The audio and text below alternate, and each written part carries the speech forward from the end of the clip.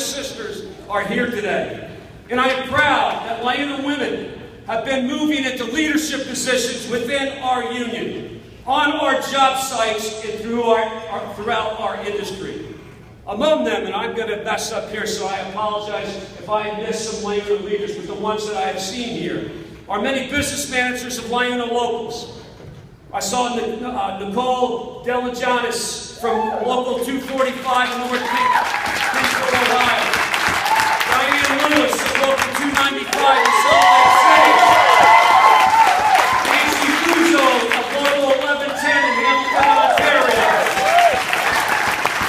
And retired business manager Carol James of Local 1092 in Chicago.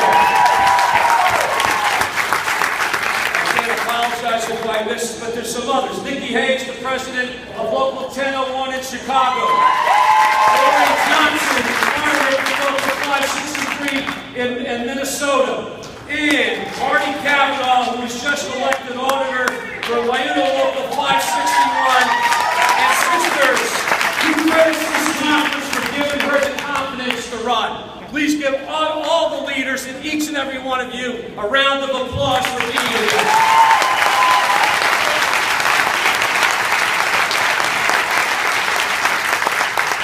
LIUNA sisters here today have demonstrated and displayed not only enormous passion, but incredible dedication and commitment to our union. And I am humbled to be their general president. In the past, tradeswomen often were treated as an afterthought, if they were thought of at all. That's why, my sisters, I stand before you today to tell you that I am committed to making sure that history does not repeat itself. We've made progress, thanks to each and every one of you, but we can't allow, and we won't allow, what progress has been made to be lost. We need to make sure that everyone understands and never forget that women build. Women build our roads. Women build our bridges. Women build our skyscrapers, our tunnels, our pipelines, our towns, our cities, our states. Women build North America.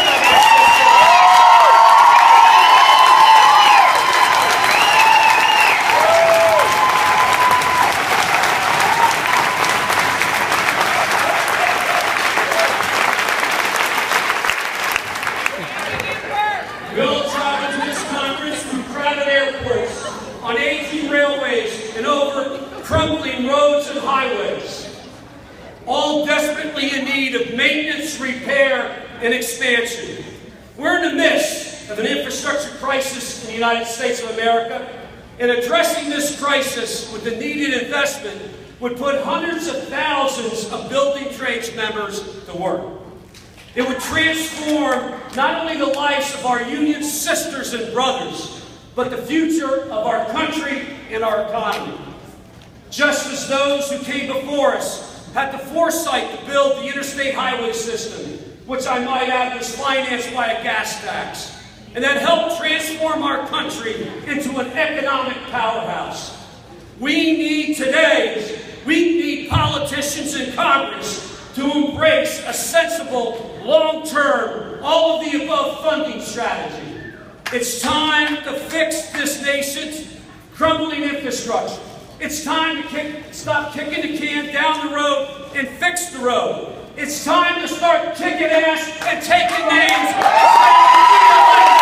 We can take that out and don't do what's good for our union, our country, and our members.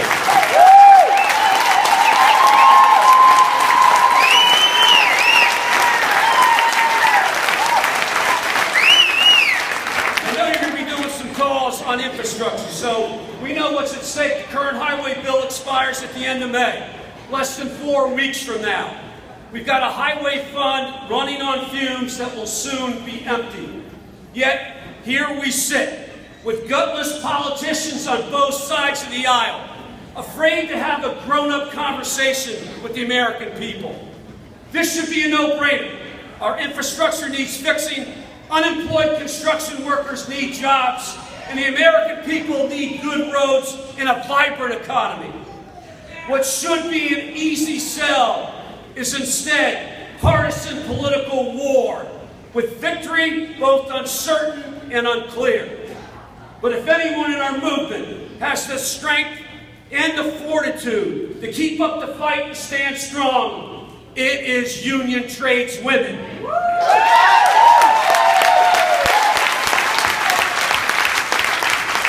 Women and men choose our industry for many of the same reasons. Because construction jobs offer them the opportunity to create long-term careers, to enter the middle class, and to build better lives for themselves and their families. They choose to join LIUNA, another building trades union, in part because collective bargaining and project labor agreements offer the best opportunity for equal pay for equal work, regardless of gender.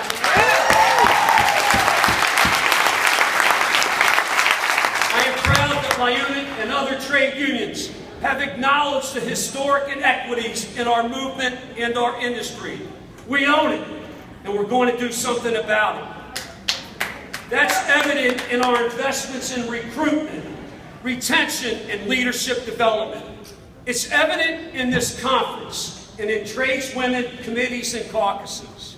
But I know, we all know, there's a lot more work to be done. I know some think, some morons, particularly in D.C. and across this country, that construction jobs are just for men. My sisters, that's bullshit. Some narrow-minded assholes think that women can't handle the work. That's bullshit. Some say women aren't committed to long-term careers in the construction industry. All of that, my strong, proud, united union sisters, is bullshit. What every tradeswoman wants, needs, and deserves is the same damn thing as her union brother. A well-paid, family-supporting union job. She needs role models and mentors who can bring her along, just as the old-timers have always brought along the young guys. Just like they did for me. That's why this conference is so important, because it serves as an inspiration and a reminder that each and every one of you is making a difference. That's right. You are helping energetic, hard-working tradeswomen build new, rewarding careers. You are stepping up and becoming mentors. You have the guts, the confidence, and the ability to take on leadership roles in your unions, on job sites, and in your communities. You are working to leave our unions, our movement, and our industry better off than the way that you found it. For that, I and every other labor leader owes you a debt of gratitude. I pledge to you today that I am committed to standing shoulder to shoulder with you, to bring full gender equity, not only to our movement, but to our entire countries. As I am, I'm going to be around a little bit afterwards, but I'm flying back to D.C. I just flew in a little while ago, but I want to tell you something. I mean this. As I look around this hall, my proud union sisters, what I see is women leaders, following in the footsteps of Harriet Tubman, Mother Jones, Dolores Huerta, and many, many other women champions of justice. I see the heart and soul, the backbone of the activist movement. I see working class warriors who know that we can never back up, that we can never back down, that there is no retreat and there sure as hell is no surrender in the never-ending battle for civil rights, for human rights, for worker rights, for women's rights, for immigrant rights, and union rights.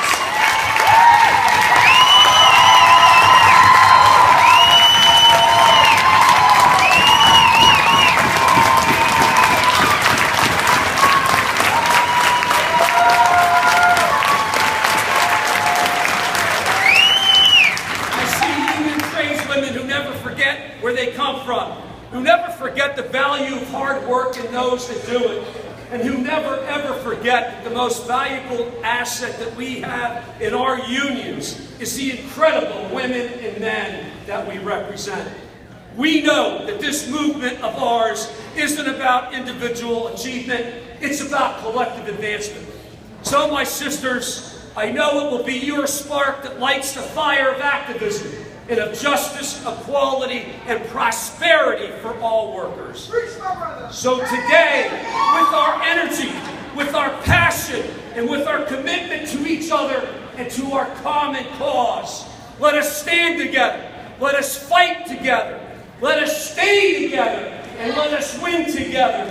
And in so doing, we will change the course, the direction, and the destiny of our movement, of our unions, and of our countries. My sisters, may you always feel the power, and may you also always be the power. Thank you.